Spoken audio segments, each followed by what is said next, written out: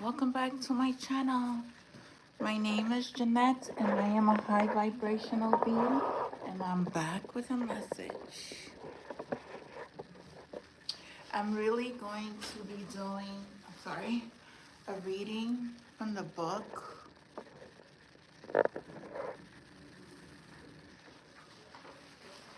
Hope everybody enjoyed their Thanksgiving. I don't celebrate Thanksgiving, so I stayed home and I just read and meditated and healed. Continue to do my healing and always staying connected with the Most High God. I finished this book and I want to read some. I may read the whole book, but it's going to be in segments. So it's called Napoleon Hill, Outwitting the Devil, The Secret to Freedom and Success, anointed by Sharon Letcher with the Napoleon Hill Foundation. I don't know if you guys know Napoleon Hill, but he was a very, very successful man. And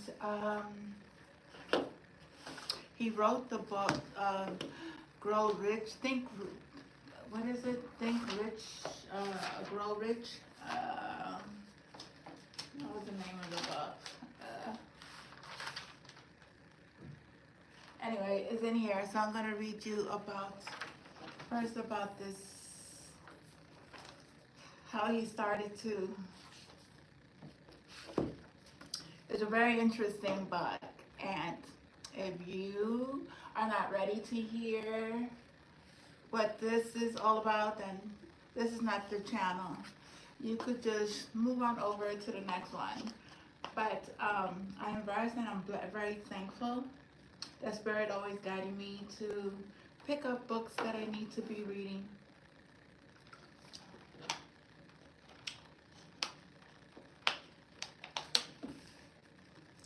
And along with this book, I'm still reading Change Your Thought, Change Your Mind by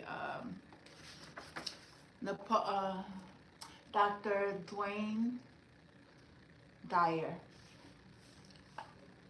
So this is Napoleon Hill at a young age.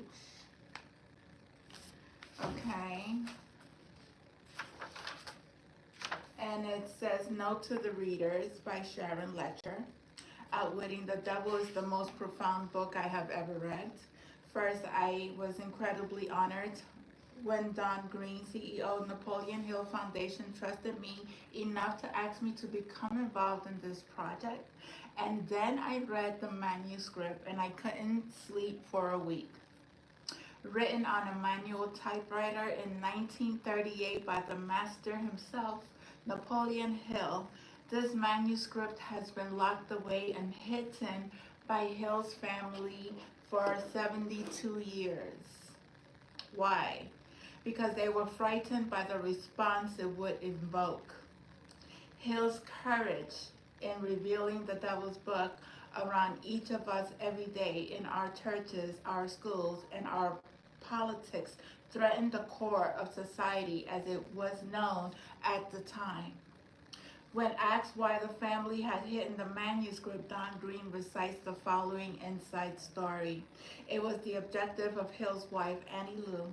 She was secretary to Dr. William Plummer Jacobs, president of Presbyterian College in Clinton, South Carolina. Jacob was the owner of Jacobs Press and public counselor of a group of South Carolina textile firms. Jacob hired Hill to come to Clinton to work for him, and Annie Lou did not want the book published because of the role of the devil. She feared the response from organized religion and maybe for Hill's job. Even though Hill died in 1970, Annie Lou did not die until 1984. Annie Lou's death, the manuscript came into the possession of Dr. Charles Johnson when the president of Napoleon Hill Foundation, Charlie, was the nephew of Annie Lou. Hill. Charlie's wife, Frankie, knew and shared Annie Lou's feelings. Frankie told Charlie that she did not want the article published while she was alive either. Charlie's wife passed away a couple of years ago, and Charlie finally gave me the manuscript bound in red leather and embezzled with the letters Outwitting the Devil in gold on the cover. The foundation believes that the manuscript was a powerful message that needed to be shared. After speaking with Don, I was overcome with a powerful realization. This book, even though written in 1938, was actually meant to be published today, meant to rock our society today. It was intended to provide answers during the uncertain economic and spiritual time. It provides the keys for each of us to outwit the devil in our own lives.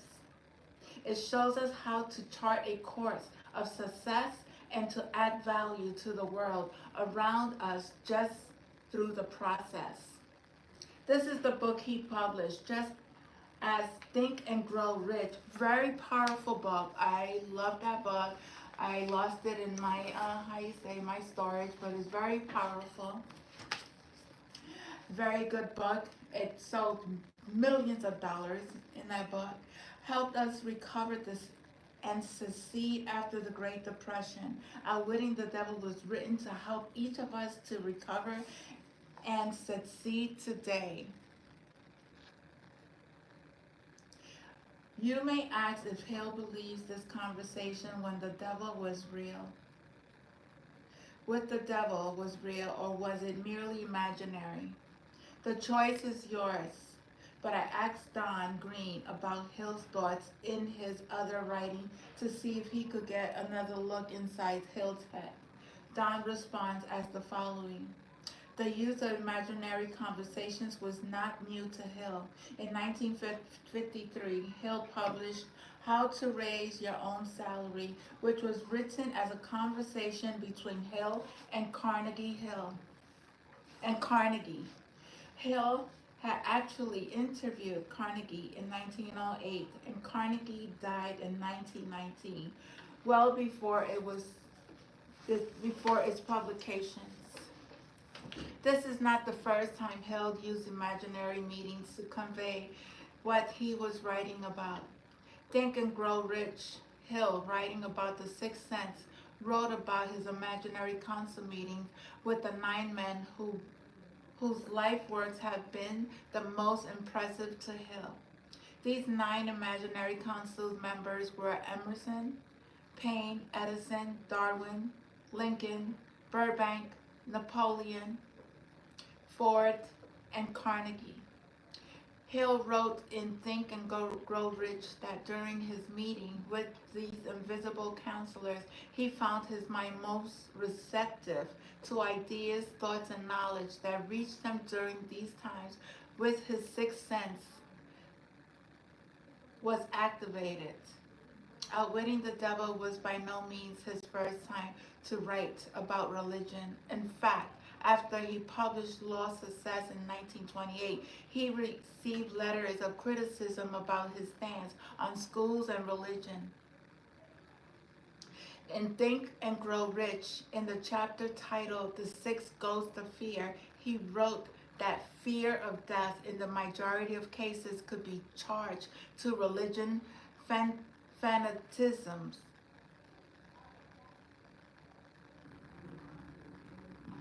Hill had much to say about religious leaders in this section of his classic bestseller.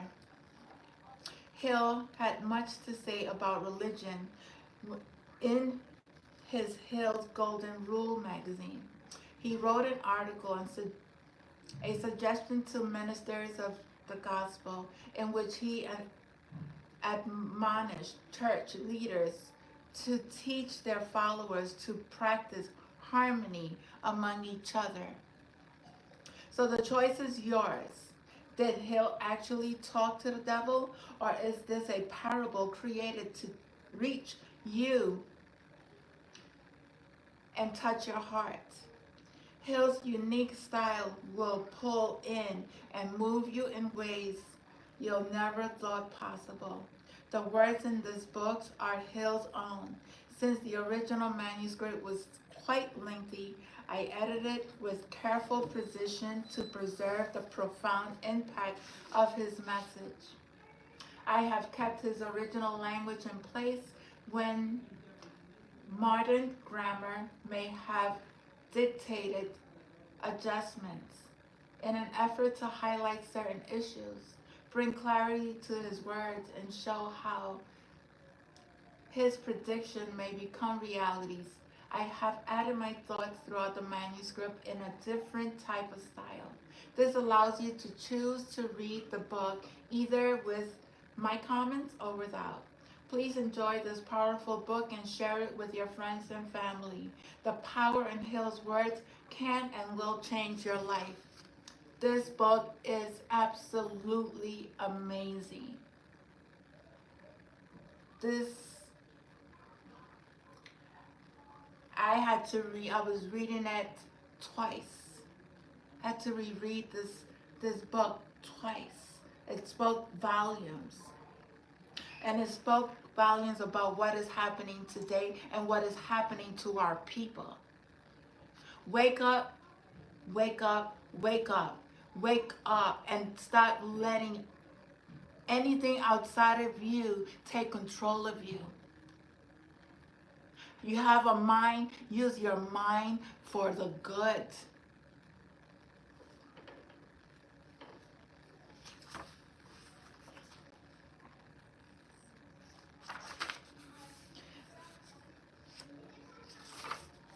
This is his first meeting with Andrew Carnegie.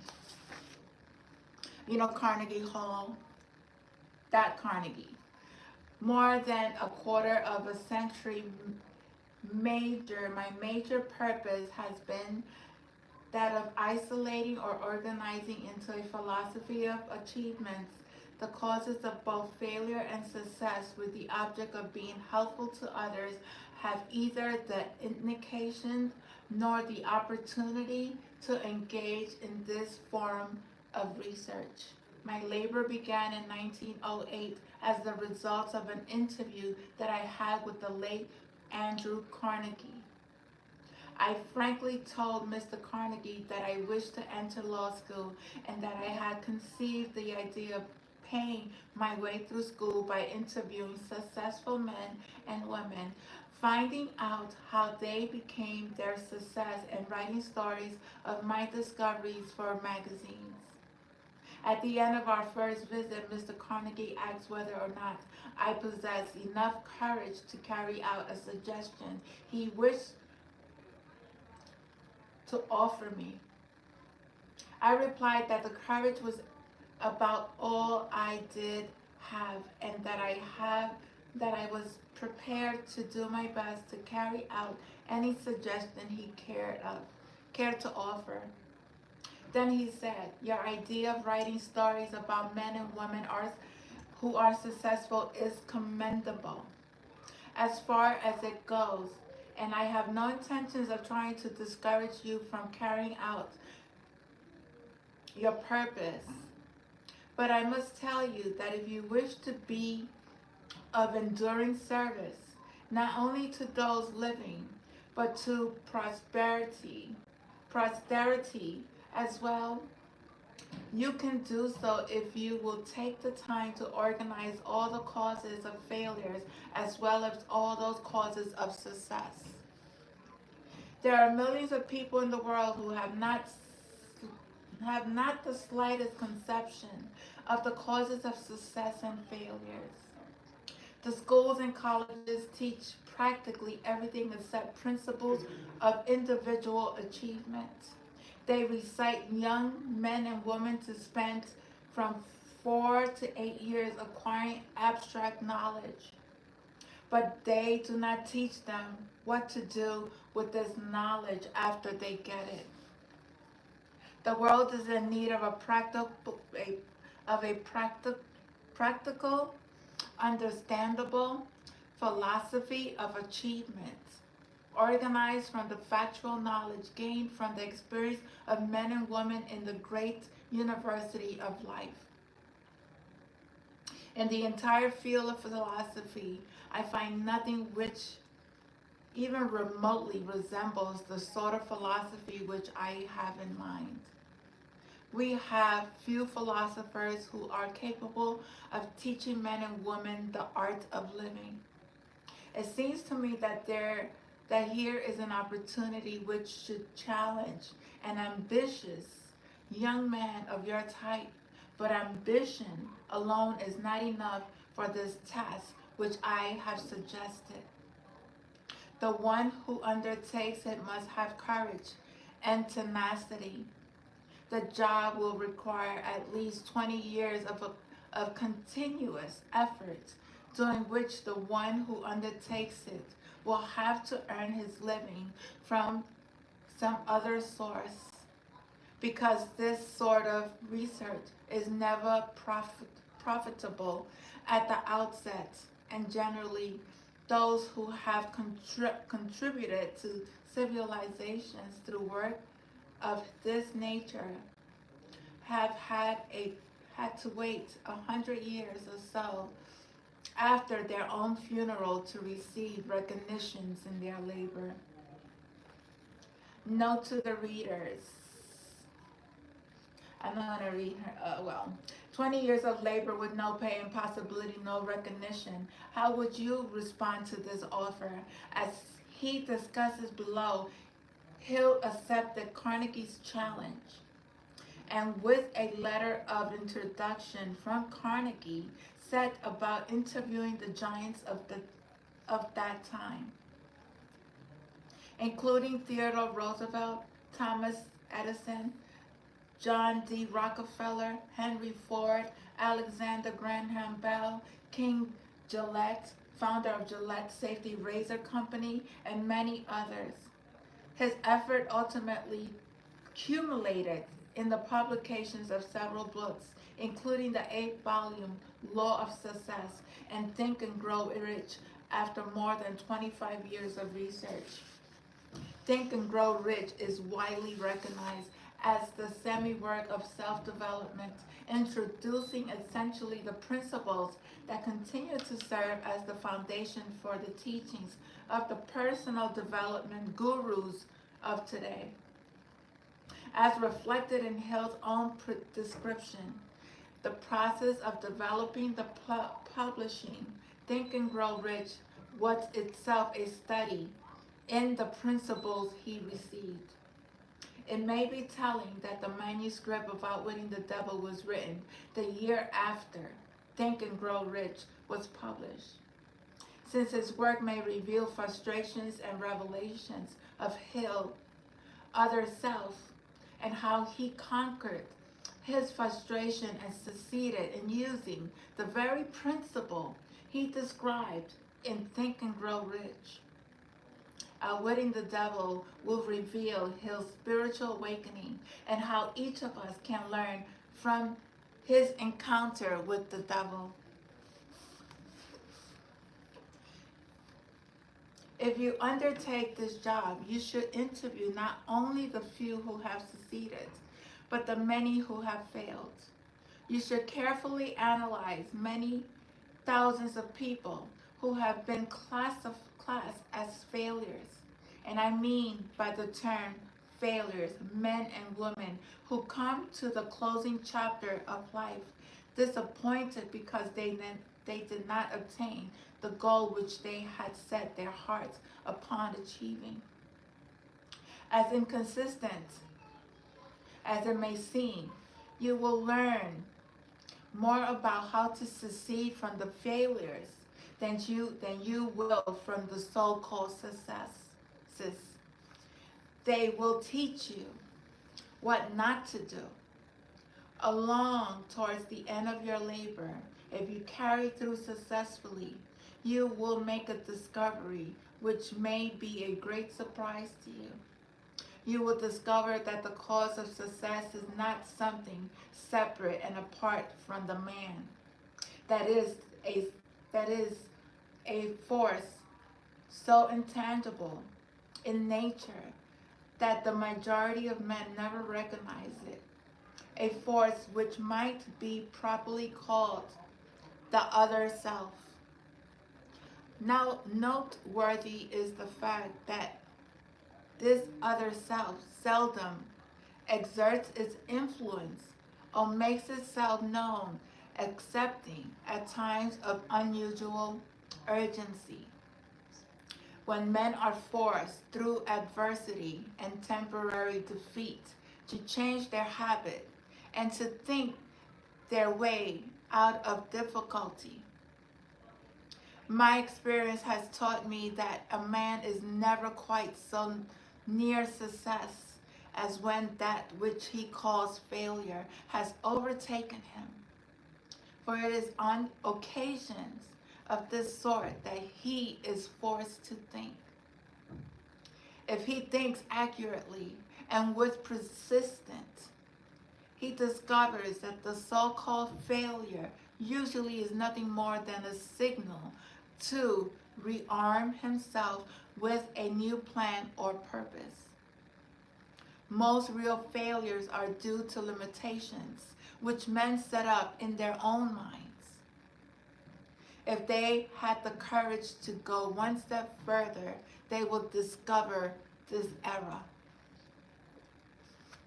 Most real failures are due to limitations which men set up in their own minds. A negative mindset and a self-doubt can be primary obstacles to success. With the current economic turndown, far too many people who have all their life done everything right are now for the first time facing severe economic adversity. The greatest barrier to their recovery is their own fear and self-doubt instilled by their recent experience. Have you allowed the current economic turndown to overtake you? Have self-doubt and self-sabotage held you back from reaching your dreams?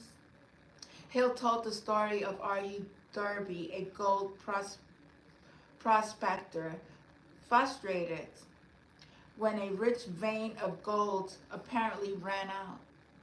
Darby sold his gold claim for a pittance to the town junkman.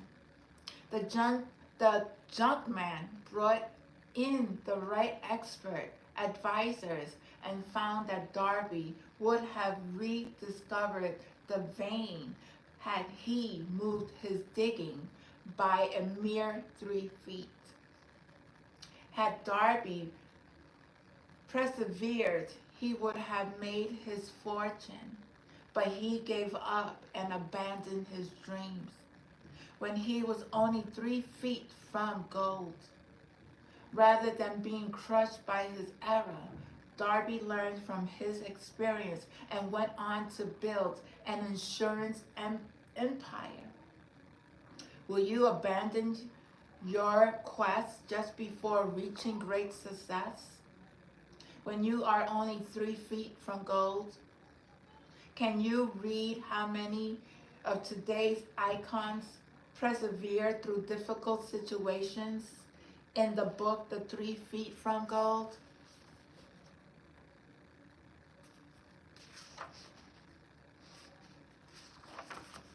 I wanted to start.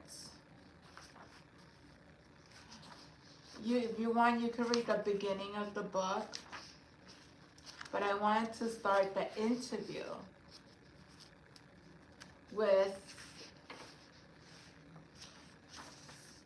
the devil.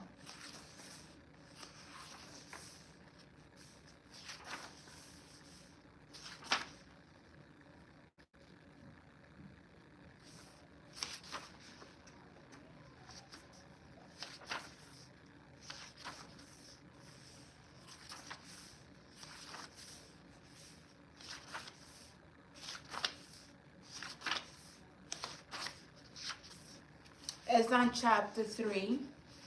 For those, if you want to read the stories before, you could, but I'm reading from the interview. A strange interview with the devil.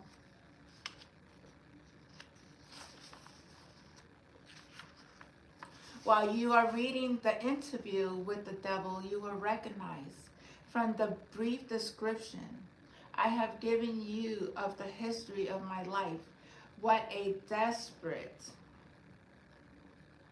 effort the devil made to muzzle me before I gained public recognitions.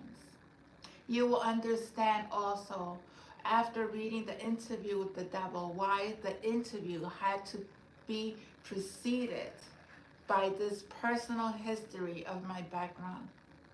Before you begin to read the interview, I want you to have a clear picture of the final fling the devil had at me.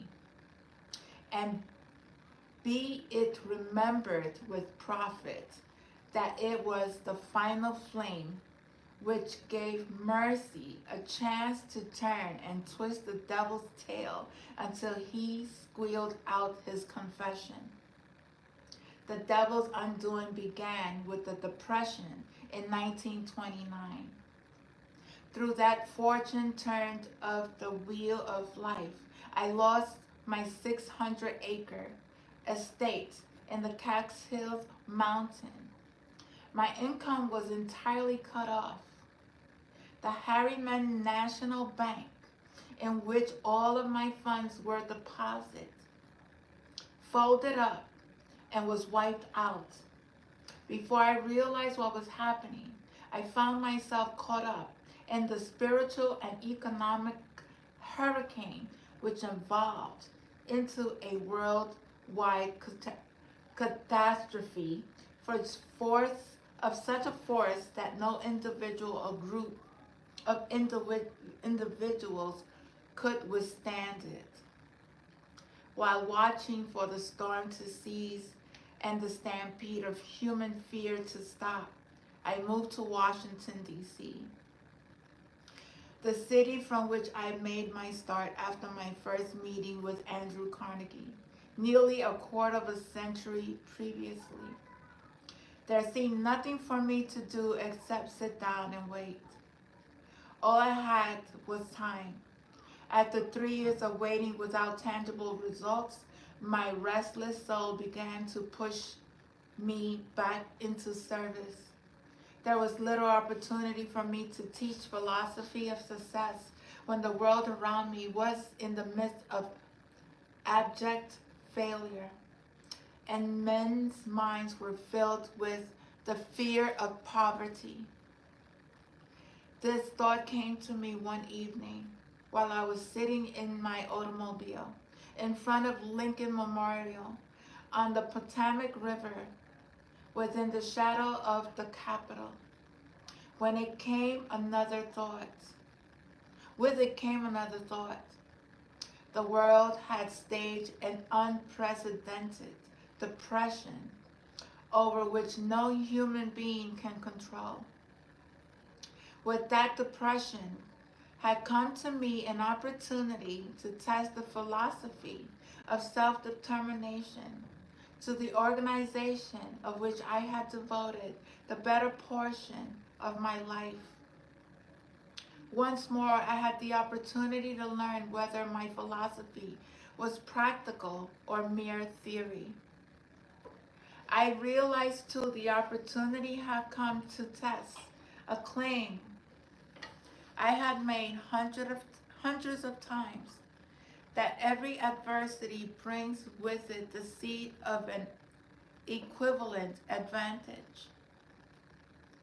What, if any, I asked myself, were the advantages to me of a world depression?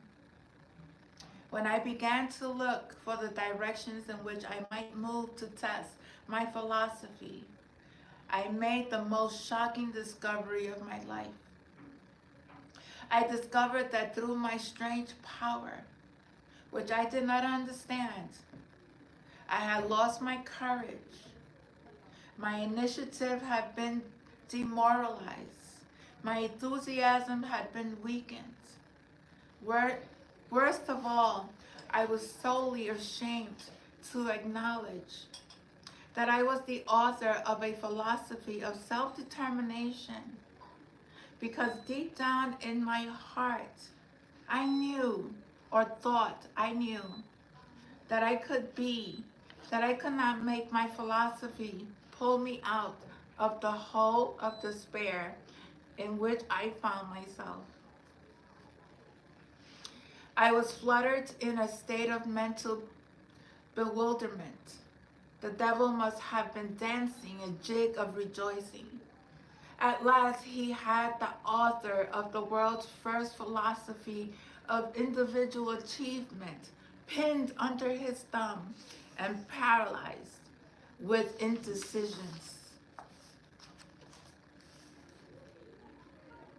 But the devil's oppositions must have been at work too.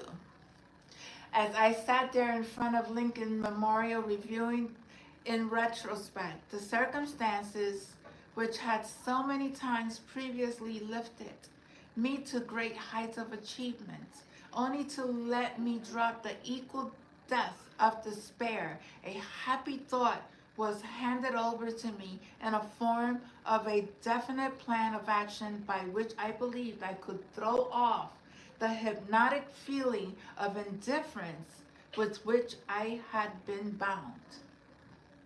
In the interview with the devil, the exact nature of the power by which I had been deprived of my initiative and courage has been described.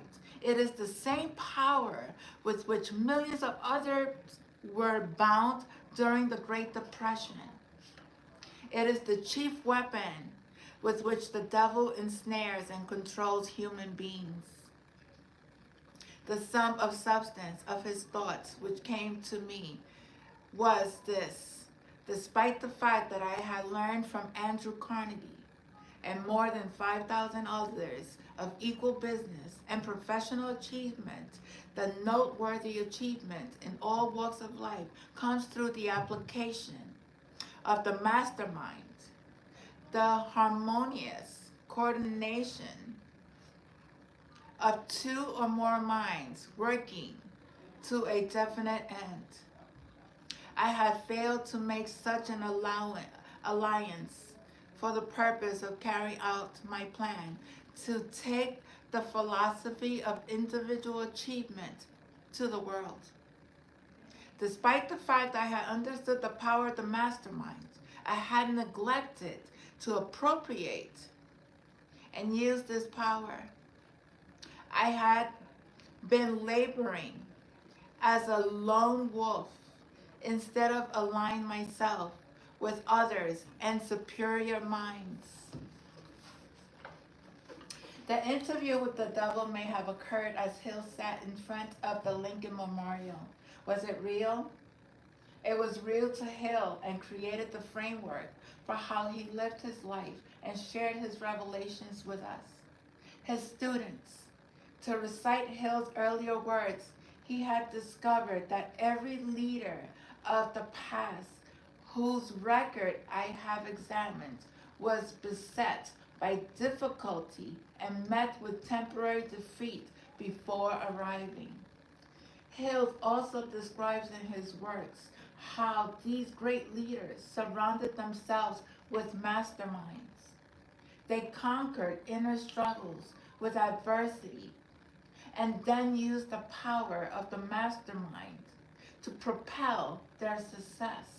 Consider how you could form a mastermind group a team to help you overcome adversity and propel you to success.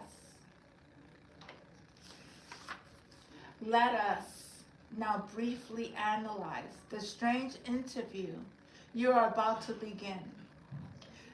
Some who read will want to ask, after they finish it, did you really interview the devil, or did you merely interview an imaginary devil?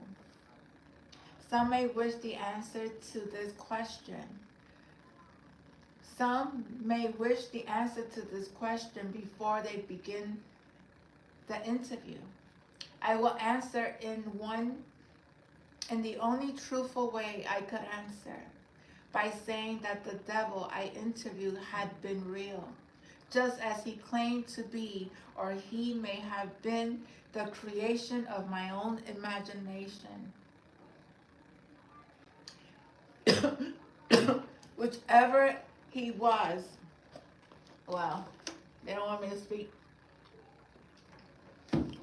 Whichever he was, whether real or imaginary, of little importance compared with the nature of the information conveyed through the interview, the important question is this: does the interview convey dependable information which may be helpful to people who are trying to find their places in the world?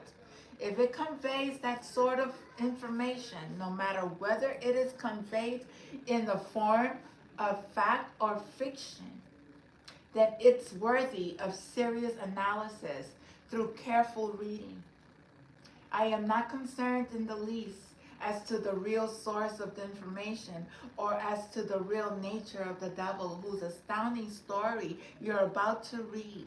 I am concerned only with the fact that the devil's confession squares perfectly with what I have seen of life. I believe the interview does convey information of practical benefit to all who have not found life to be friendly. And the reason I believe so is the fact that I have made the central theme of this book yield to me all the happiness I need in the form best suited to my nature. I have experienced through enough of the principle mentioned by the devil to assure me that they will do exactly what he says they will. That is enough for me. So I pass the story of the interview on to you for whatever you may be able to make it pay it useful dividends. Perhaps you will get the greatest values if you accept the devil as being what he claims himself to be, relying upon his message for whatever it may bring you that you can use and not worry as to who the devil is or whether he exists. If you want my honest personal opinion, I believe the devil is exactly who he claims to be. Now let us analyze this strange confession. After forcing his way into the consciousness of the devil, Mr. Earthbound began the unwilling interview with questions which could not be evaded.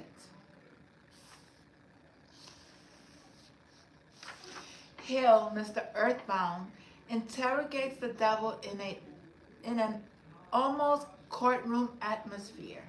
Somehow the devil is obligated to give complete and accurate answers. How was this done? Perhaps Hill forced the devil's confession by forming a mastermind, possibly with his wife, the harmonious coordination of two or more minds working to a definite end to exert the power of God, the greatest storehouse of infinite intelligence, wherein is stored all that is, all that has ever was, and all that can ever be. Perhaps Hill won the right to accurate, accurate responses by being a thinker in control of his mind, who mastered all his fears. Thanks to this mastery and control, Hill could demand true and accurate responses from the devil. In any event, Hill forces the devil to expose his tricks and his wiles so that we may encounter them and avoid the pitfalls of our lives. Here's the beginning of the interview with the devil. I question.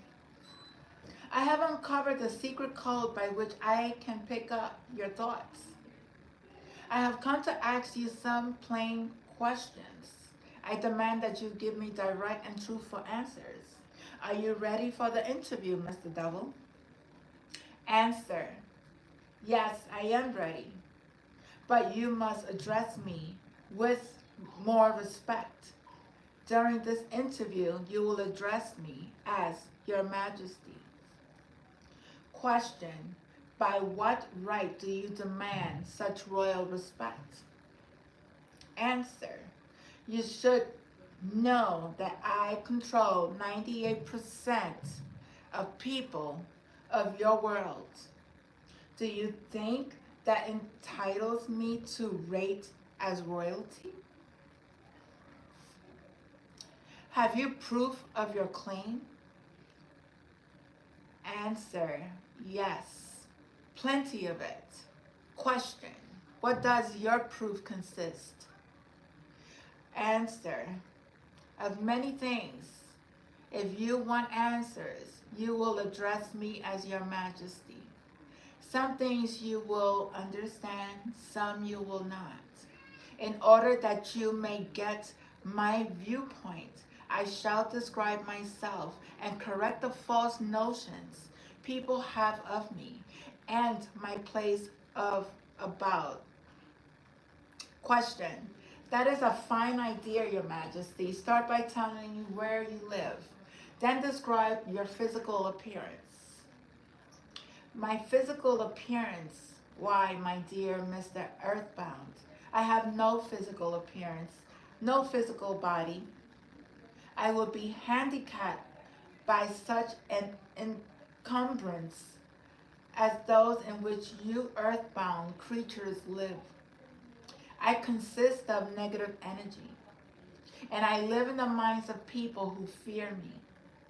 I also occupy half of every atom of physical matter and every unit of mental and physical energy.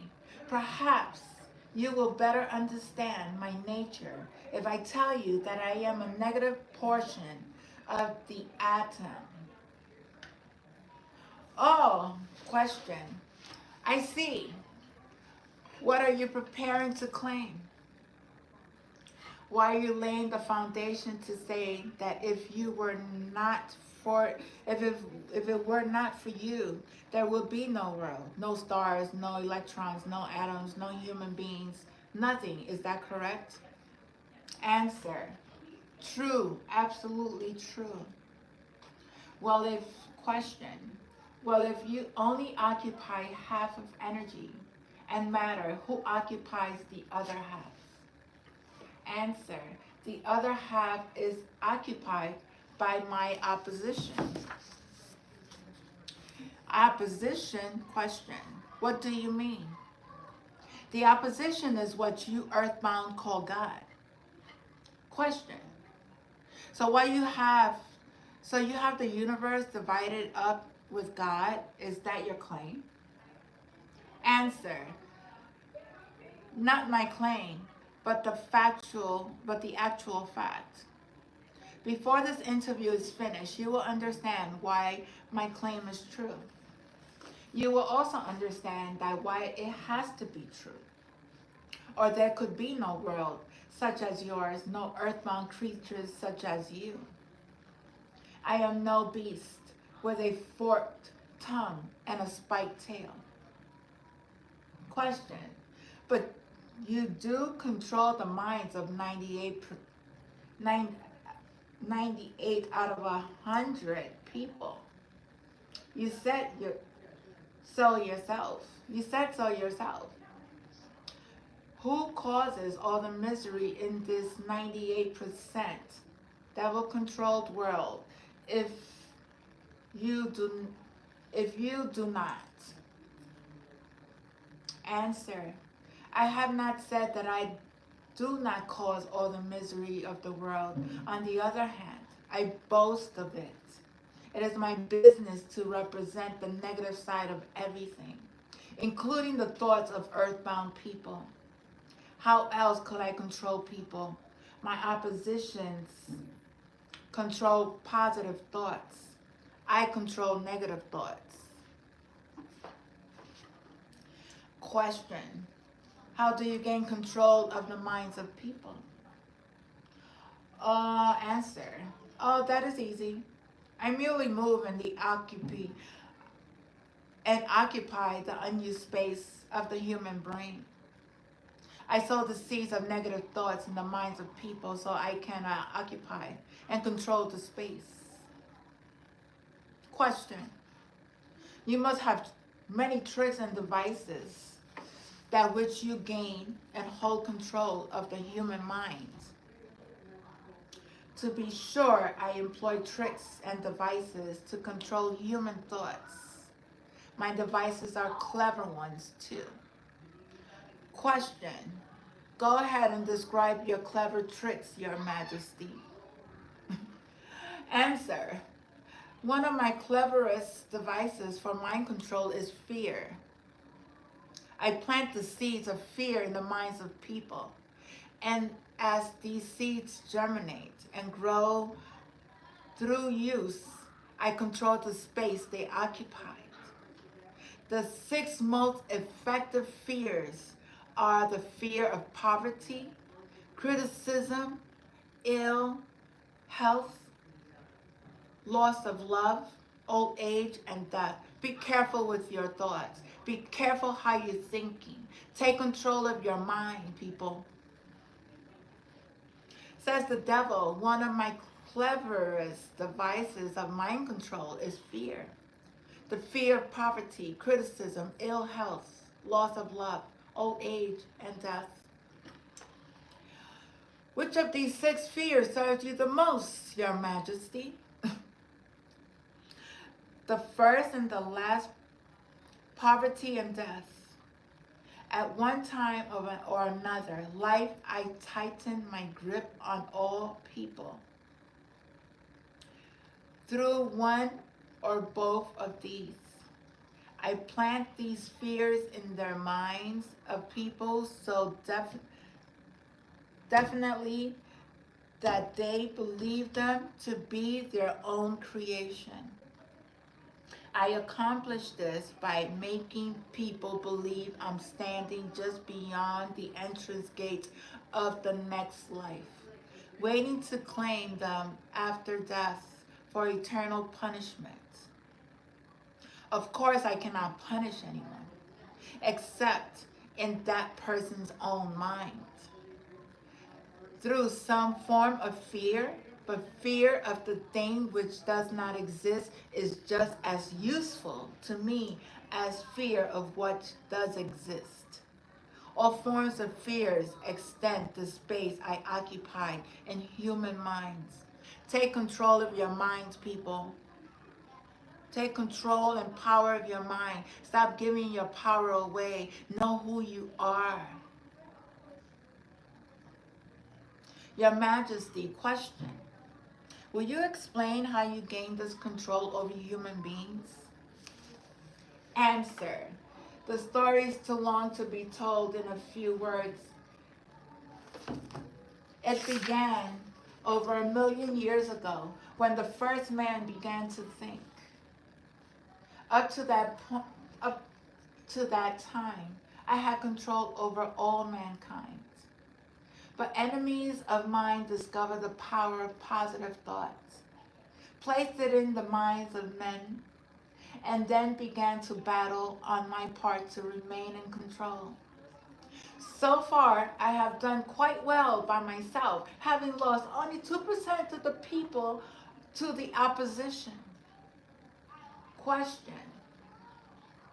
I take it from your answer that men who think are your enemies. Is that right? Is it not right? It is not right, but it is correct. Tell me something about the world in which you live. Answer. I live wherever I choose. Time and space do not exist for me. I am a force that best describes to you as energy. My favorite physical dwelling place, as I told you, is the mind of earthbound. I control a part of the brain space of every human being. The part of space I occupy in each individual's mind depends upon how little and what effort and what sort of thinking that person does. As I told you, I cannot entirely control any person who thinks, who has a mind, who is able to take control, power of themselves, that know how to be creative, that knows how to stand up with truth, that speaks from a space of love. That person, this devil cannot come into your mind. People, you speak of your opposition. What do you mean by that? My opponents control all positive forces of the world, such as faith, love, hope, and optimism. My opponents also control the positive factors of all natural law throughout the universe, the forces which keep the earth and the planet and all the stars balanced in their course.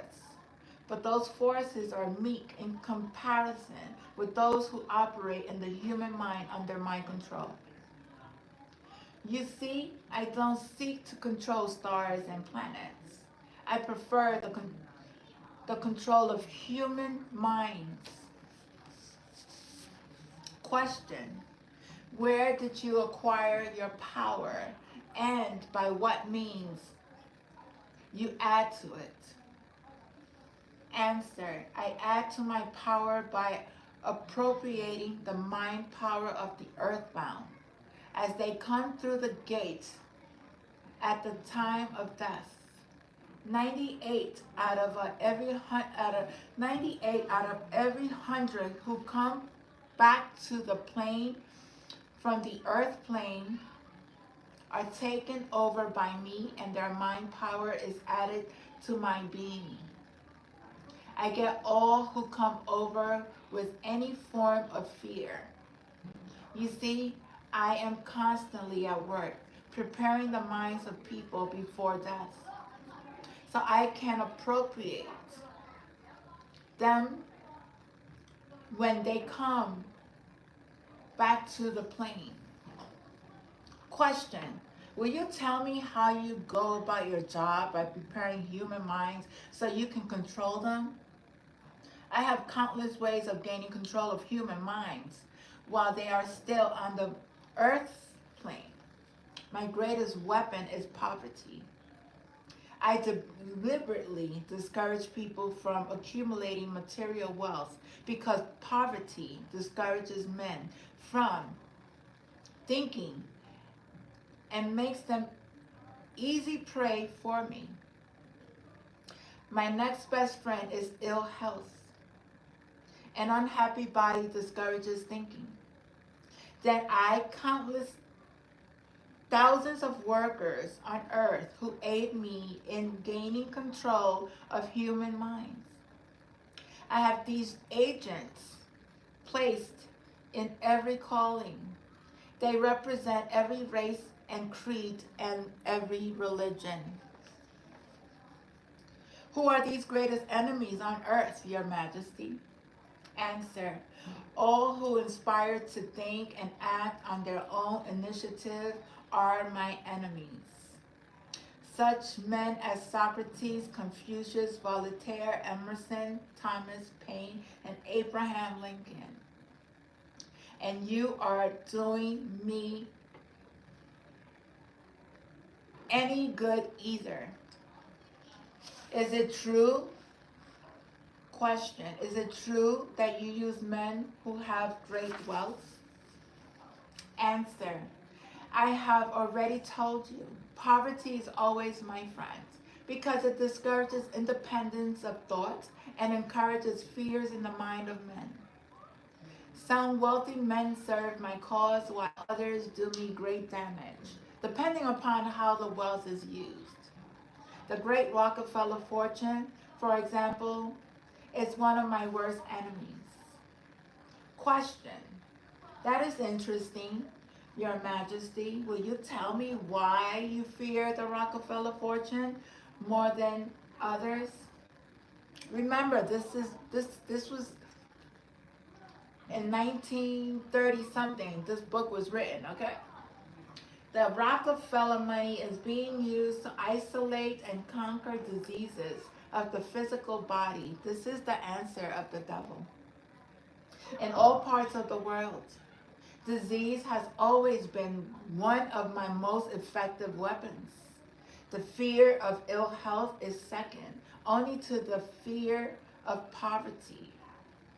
The Rockefeller money is uncovering new secrets of nature in 100 different directions, all of which are designed to help men take and keep possessions of their own minds. It is encouraging new and better methods of feeding, clothing, and housing people. It is wiping out the slums in the large cities, the places where my favorite allies are found. It is facing campaigns for better government and helping to wipe out dishonesty in politics. It is helping to set higher standards in business practice and encouraging businessmen to conduct business by the golden rule. And that is not doing my cause any good.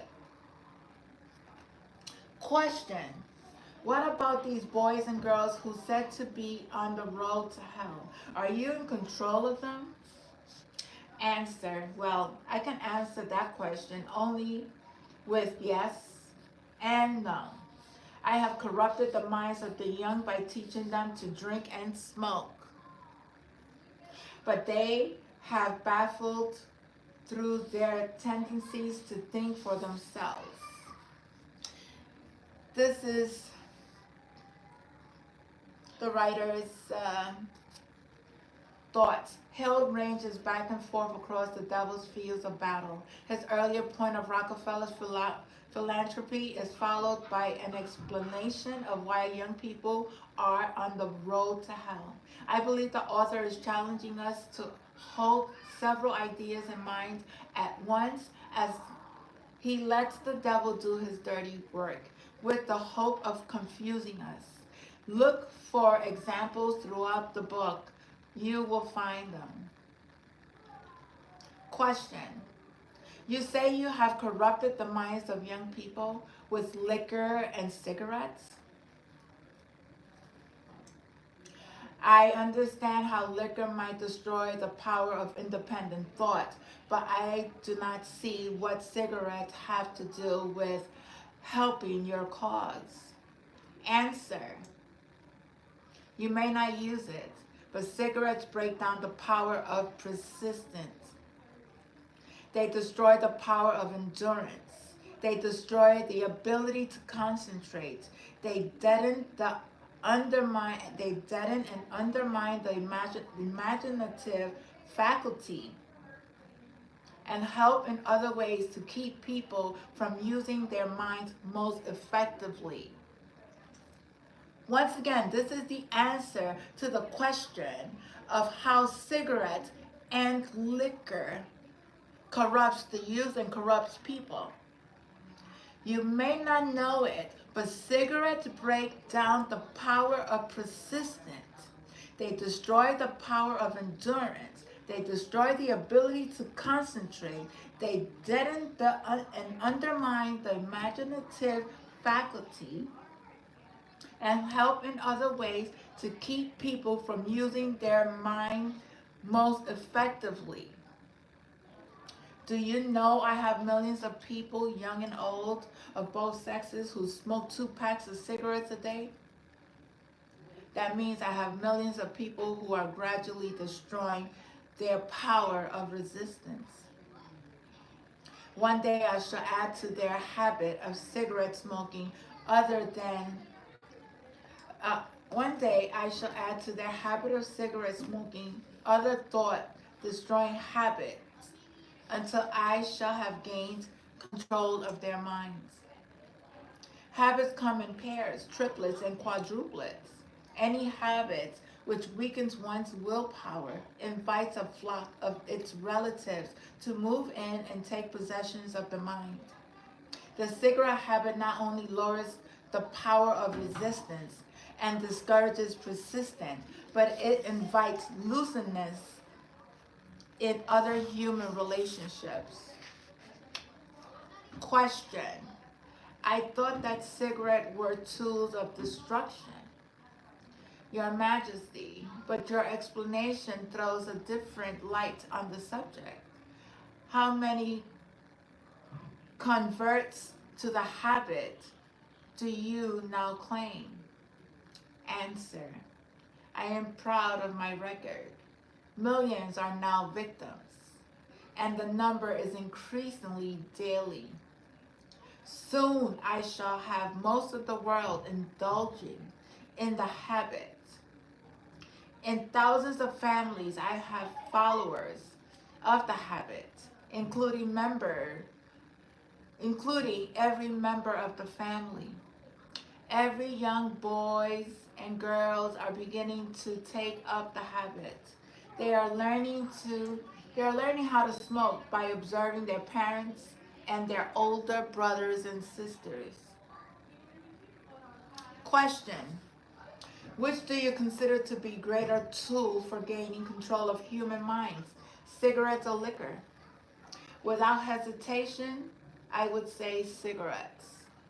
Once I get a young person to join my 2 package-a-day club, I have no trouble in inducing that person to take 1 habit of liquor, overindulgence of sex, and all other related habits which destroy independence of thought and action. Remember, this was written in 1938, long before the addictive nature of tobacco was discovered. Here, as elsewhere, Napoleon is far ahead of his time in some of his medical and sociological opinions. Question, Your Majesty. When I began this interview, I had you all wrong. I thought you was a fraud and a fake. But I see now that you are quite real and very powerful. Answer. Your apology is accepted, but you need not to bother. You need not have bothered. Millions of people have questioned my power, and I got most of them at the gate as they come over. I ask no person to believe in me. I prefer that people fear me. I am no beggar. I take what I want, my cleverness and force. Begging people to believe is the business of my opposition, not mine. Question, Your Majesty, Your Majesty will please pardon my rudeness, but I would not be able to look at myself in the face again if I did not tell you here now that you are the damnedest fiend ever to be turned loose on innocent people. I always had the wrong conception of you. I thought you were kind enough to let people alone while you were living, that you merely tortured their souls after death. Now I learn from your own brazen confession that you destroyed their right to freedom of thought and caused them to go through a living hell on earth. What do you have to say to that? Answer. I get what I want by exercising self-control. It is not so good for my own business, but I suggest you emulate me instead of criticizing me. You call yourself a thinker, and you are. Otherwise, you would never have forced this interview on me. But you will never be the sort of thinker that frightens me unless you gain that and exercise greater control over your own emotions. Question. Let us get away from personalities. I came here to learn more about you, not to discuss myself.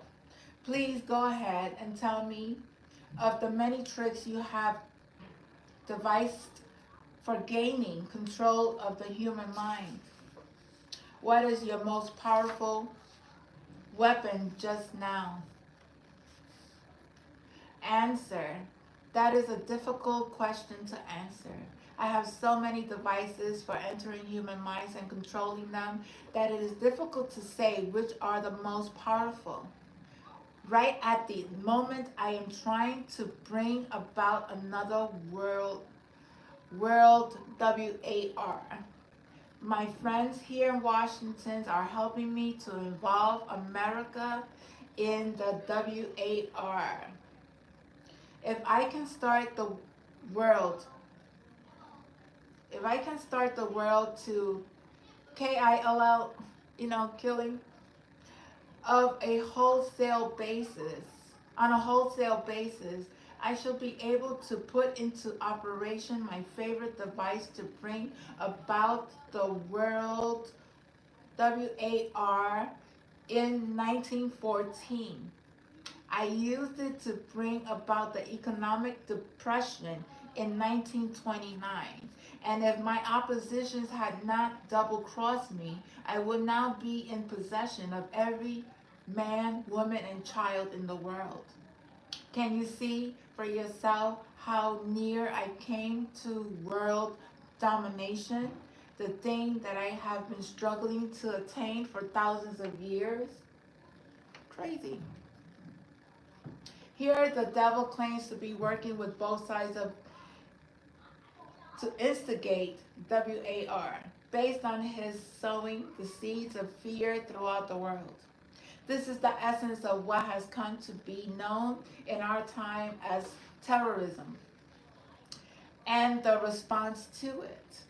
Throughout Hill's work, the devil takes credit for not only both world WARS, but also the Great Depression.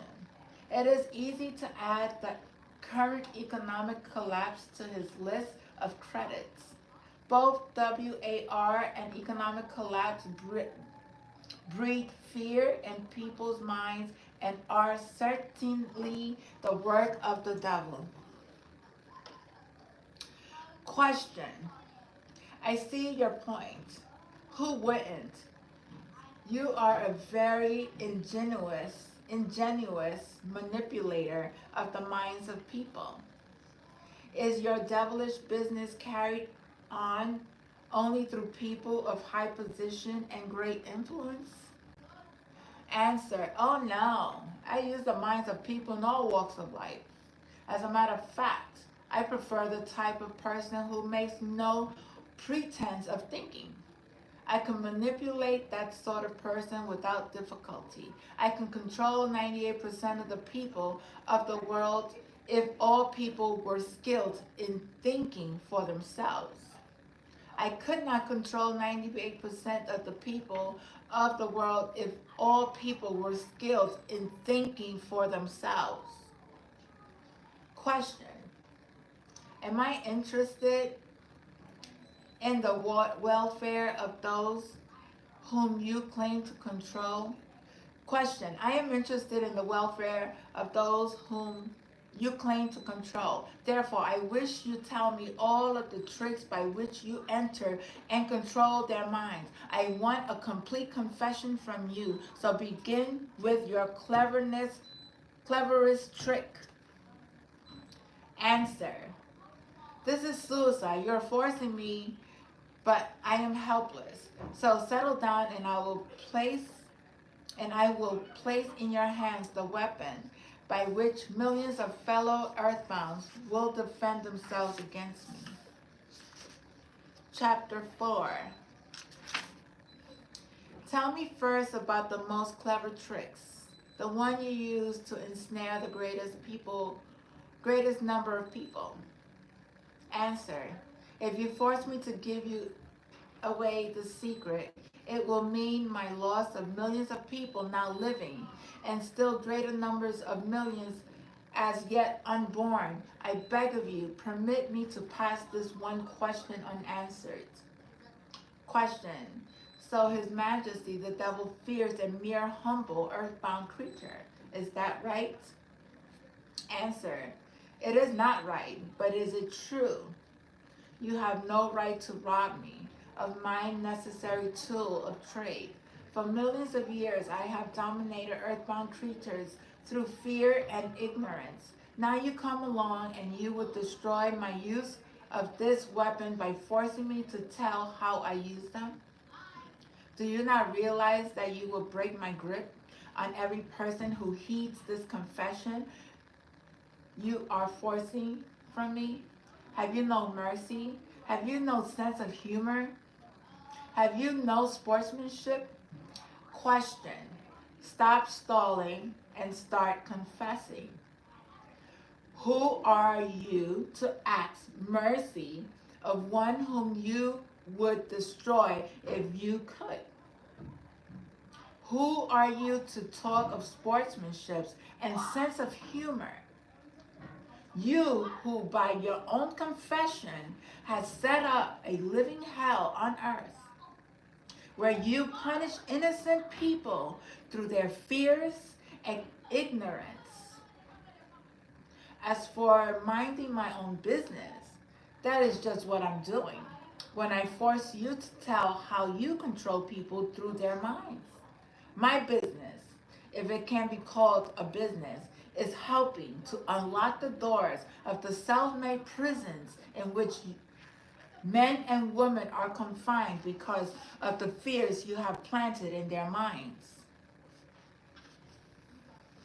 Mr. Earthbound has the power to force the devil to answer his question. His own knowledge of independent thought and lack of fear are weapons to be forced in this confession. That's the power of a person who has the will to confront their demons, okay? I like and love Mr. Hill for that. Answer. My greatest weapon over humans being consists of two secret principles which I gain control of their minds. I will speak first of the principle of habit, through which I silently enter the minds of people. By operating through principle, I establish, I wish I could avoid using this word, the habit of drifting. When a person begins to drift on any subject, he is headed straight towards the gates of what you earthbound call hell. Question. Describe the ways in which you induce people to drift. Define the word and tell us exactly what you mean by it.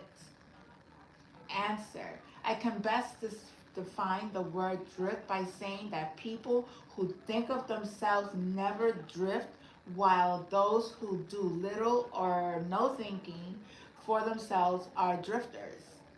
A drifter is one who permits himself to be induced and controlled by circumstances outside of his own mind.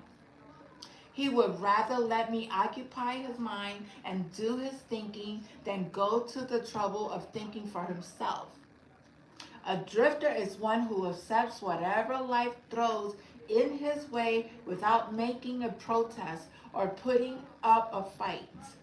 He doesn't know what he wants from life and spends all of his time getting just that. A drifter has lots of opinions, but they are not his own. Most of them are supplied by me. A drifter is one who is too lazy mentally to use his own mind, his own brain. That is the reason I can take control of people's thinking and plant my own ideas in their minds. Those who do little or no thinking for themselves are drifters. A drifter is one who permits himself to be influenced and controlled by circumstances outside of his own mind. Be careful with your mind. Question. I think I understand what a drifter is. Tell me the exact habit of people by which you induce them to drift through life. Start by telling me when and how you first gain control of a person's mind. Answer. My control over the mind of a human is obtained while the person is young. Sometimes I lay the foundations for my control of a mind before the owner of it is born, by manipulating the mind of the person's parents. Sometimes I go further back than this and prepare people for my control through what you earthbound call physical heredity. You see, therefore, I have two approaches to the mind of people. Question, yes. Go on and describe doors, these two doors by which you enter and control the minds of human beings. Answer, as I have stated, I help to bring people into the world with weak brains by giving to them before birth as many as possible of weaknesses of their ancestors. You call this principle hereditary? After people are born, I make the use of what earthbound call environment as a means of controlling them. This is where the principle of habit enters.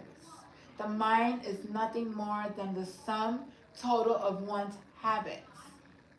But one by one, I enter the mind and establish habits, which lead finally to my absolute domination of the mind.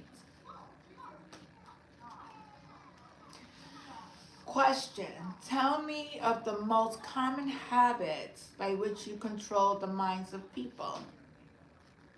That is of my cleverness tricks. I enter the minds of people through thoughts, which they believe to be their own.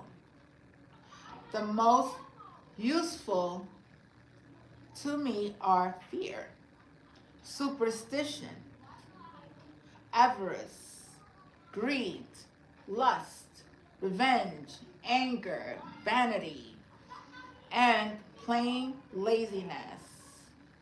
Through one or more of these, I can enter any mind at any age, but I get my best results when I take charge of a mind while it's young, before its owners had learned how to close any of these 9 doors. Then I can set up habits which keeps the door ajar forever. Question, I am catching on to your methods. Now let us go back to the habit of drifting. Tell us about the habit, since you say it's your cleverest trick in controlling the minds of people. Answer, as I said before, I start people drifting during their youth. I induce them to drift through school without knowing what occupation they wish to follow in life. Here I catch the majority of people. Habits are related. Drift in one direction and soon you will be drifting in all directions. I also use environmental habits to give me a definite grip on my victims. Question, I see. You make it your business to train children in habit of drifting by inducing them to go through school without aim or purpose. Now tell me of some of your other tricks and with which you cause people to become drifters. Answer, well, my second best trick is developing the habit of drifting is one that I put into operation with the aids of parents and public school teachers and religious instructors. I warn you not to force me to mention this trick. Do not disclose this trick. If you do so, you will be hated by my co-workers who will help me use this trick. If you publish this confession in book form, your book will be barred from the public schools. It will be blacklisted by most of the religious leaders. It will be hidden from children by many parents. The newspapers will not dare to give reviews of your book. Millions of people will hate you for writing the book. In fact, no one will like you or your book except those who think. And you know how very few they are of this sort. My advice to you is to let me skip the description of my best trick. The author knew this opinion would be one of the most controversial aspects of this book. In fact, his wife was concerned about how it would be received, that she made him promise that he would not publish it. In fact, it is only now, well after her death, that the family has agreed to share it with the world. I would encourage you to follow Hill's argument about the public education system and the religious teachers and to decide for yourself. Question. So for my own good, you wish to withhold the descriptions of the second best trick? No one will like my book except those who think, eh? Very well, go ahead and answer. Answer. You'll regret this, Mr. Earthbound, but the joke is on you. By this mistake of yours, you will divert attention from me to yourself. My co-workers, from whom there are millions, will forget about me and hate you for uncovering my method. Question. Never mind about me. Tell me about the second best trick of yours with which you induce people to drift with you to hell. Answer. My second best trick is not second at all. It is first. It is the first because without it, I could never gain control of the minds of the youth. Parents, school teachers, religious instructors, and many others, adults, unknowingly serve my purpose by helping me to destroy in children the habit of thinking for themselves. They go about their work in various ways, never suspecting what they are doing to the minds of children or the real cause of the children's mistakes. Have you ever heard a parent finish a child's sentence? Or seen a parent complete a child's homework? Remember those science fairs at school where it was obvious the kids had a lot of outside help with their science project? Mom and Dad, may I have help? Mom and Dad may have helped a little too much, but deep down they know that their child appreciates the help and recognizes what great parents they are, right? Actually, the child may be thinking, Mom and Dad don't think I could do it on my own, so why bother? Eventually, this parental help will destroy the child's self-confidence. By allowing children to be truly in charge, parents will help their kids develop the habit of thinking for themselves.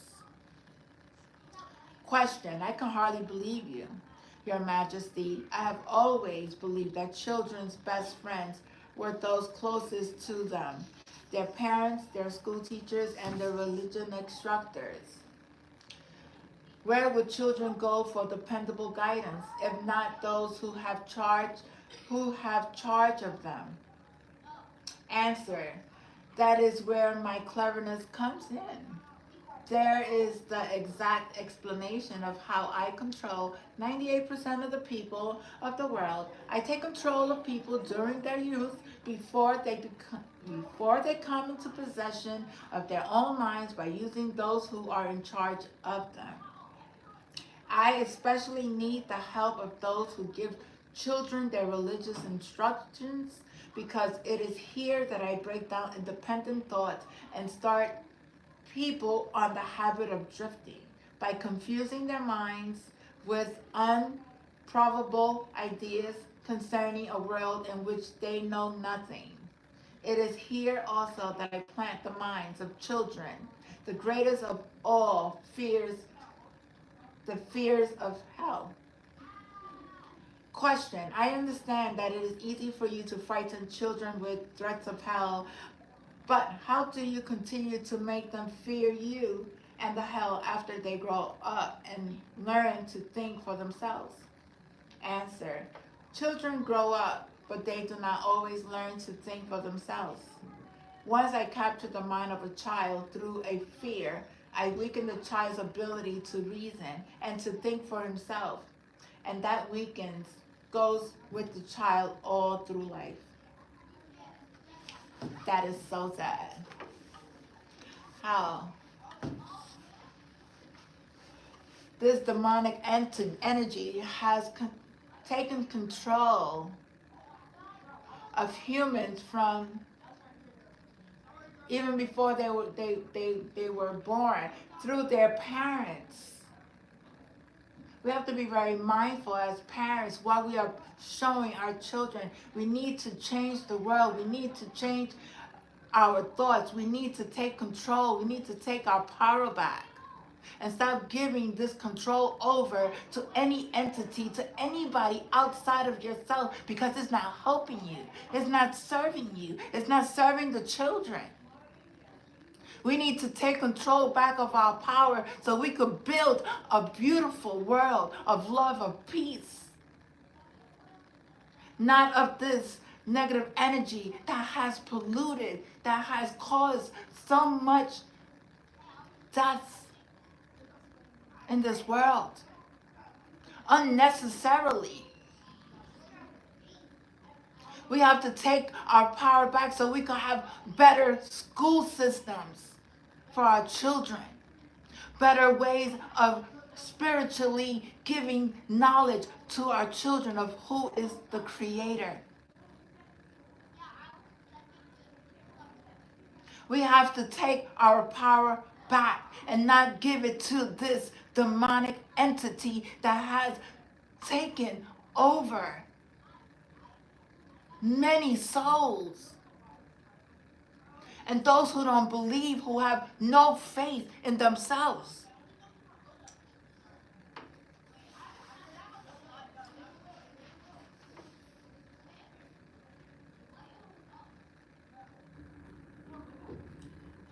How long have I been? Sorry, I can't see. It's 4. Okay, I'm going to close it. And I am going to, the next time, I am going to start, because I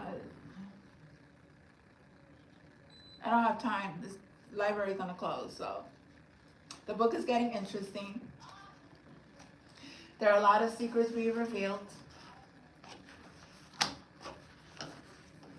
And this is, it has a pamphlet, the book. Page 78. This is the book, if you guys are interested, okay?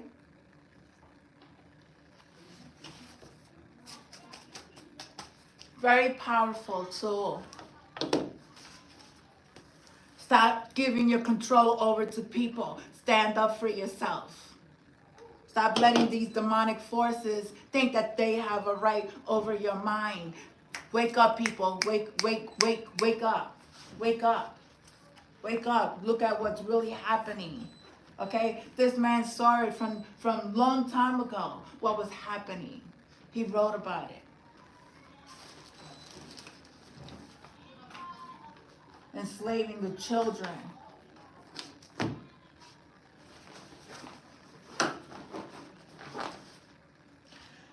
Anyway, I'm gonna end it there. Hope everybody have a good weekend. Enjoy your weekend.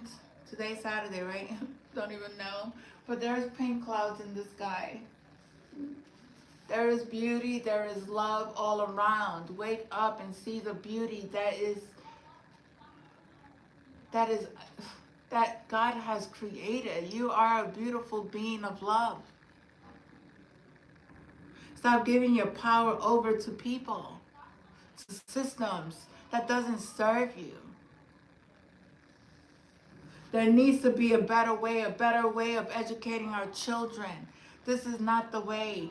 Those who are not in their power, who are drifters, that don't have mind of their own, how to create a curriculum that is going to benefit the children, on how to become stronger and individuals, and how to learn how to think for themselves versus being dictated on how to do things.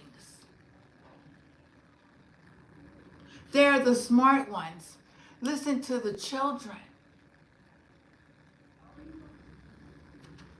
Parents, you need to heal yourself.